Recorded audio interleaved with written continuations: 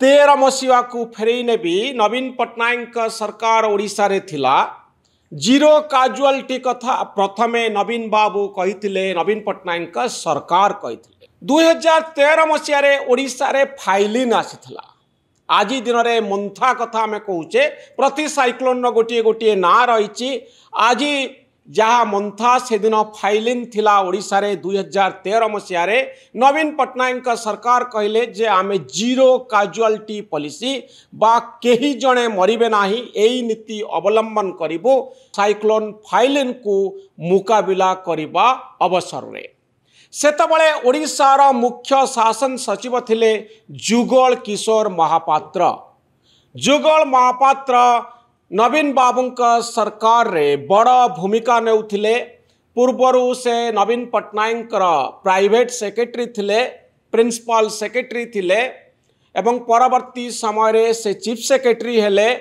Chief secretary हेला समय रे एई नीति घोषणा करा जायथिला। एई जीरो काजुआलिटी पाई नवीन बाबू को आमे धन्यवाद दो, कृतज्ञता ज्ञापन करूँ। किंतु यह पछरे जुगल महापात्रंकर एक बड़ भूमिका थिला एवं परवर्ती समय रे ओडिशा परे अनेक राज्य एई नीति द्वारा अनुप्राणित हेले। भारत सरकार मध्य 2016 मसीहा रे एई नीति को ग्रहण कले। बांग्लादेश, फिलिपाइन्स भली सरकार माने या द्वारा अनुप्राणित हेले। गुजरात भली राज्य मध्य ओडिशा द्वारा प्रभावित हैला जीरो काजुआलिटी। जुगल किशोर महापात्र को धन्यवाद दवा जरूरी, किंतु परदा पछरे रहुथिबा एई ब्यूरोक्राट जनक केबे हेले पदा को आसी ए संपर्क रे कही नांती, बहादुरी नवा पाई चेष्टा करी नांती। से जड़े सचोट ऑफिसर भावरे निजर एक बड़ परिचय तैयारी करथिले। या कुनै जो राजनीति होइतिला तार किछि कथा मु आपनक सामना रे रखिबी। जीरो काजुआलिटी संपर्क रे आलोचना करिबा समय रे जुगल महापात्र नवीन बाबू को ए क्षेत्र में परामर्श देथिले। नवीन बाबू यह ग्रहण करथिले एवं जीरो काजुआलिटी नीति जेतबळे सफलतार सहित ओडिशा रे इम्प्लीमेंट होइतिला, यूनाइटेड नेशन मिलित जातिसंघ यह ग्रहण करथिला एवं नवीन बाबू का सरकार को धन्यवाद देथिला।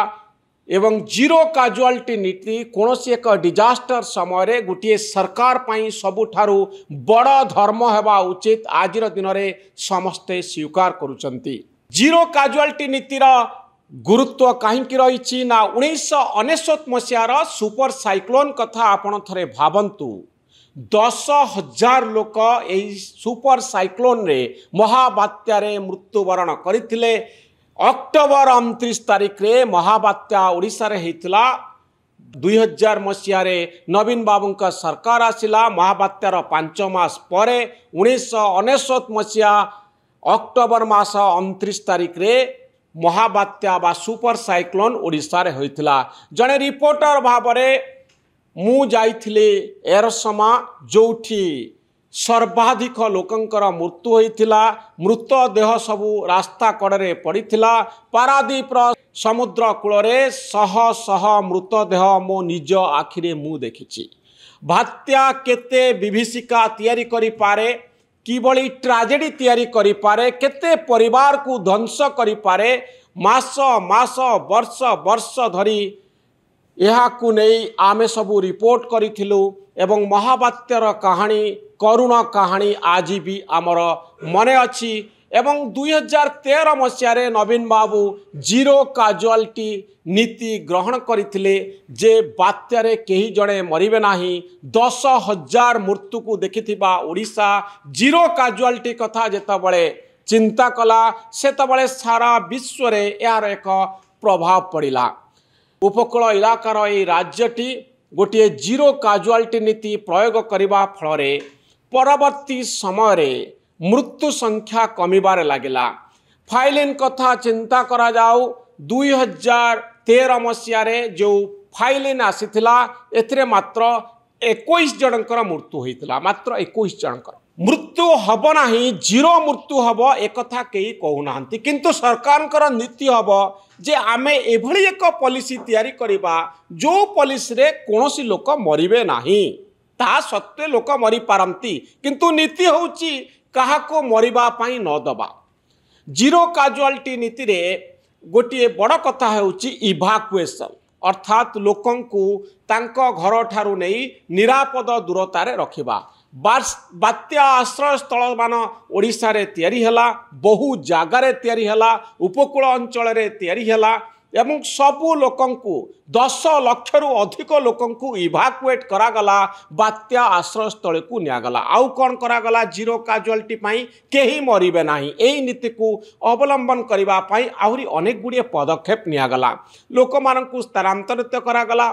अर्ली वार्निंग सिस्टम यथेष्ट पूर्वर बात्यार लोकंकु खबर दियाजिबो।